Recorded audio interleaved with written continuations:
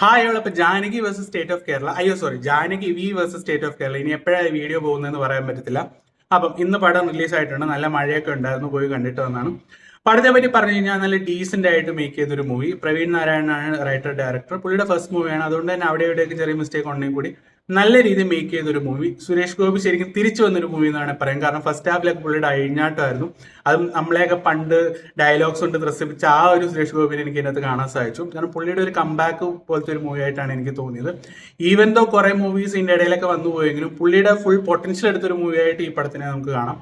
അതുപോലെ തന്നെ ഇതിൻ്റെ അകത്ത് അനുപമയുടെ പെർഫോമൻസ് നല്ല വർക്കൗട്ട് ആയ ഒരു പെർഫോമൻസ് ആയിരുന്നു. ഇതിൽ ഏറ്റവും കൂടുതൽ വെറുപ്പിച്ച ഒരാളുണ്ട് മാധവ് സുരേഷ്. പുള്ളി ഇതിൻ്റെ അകത്ത് എന്താ കാണിച്ചുകൊണ്ട് എനിക്ക് മനസ്സിലാവുന്നില്ല.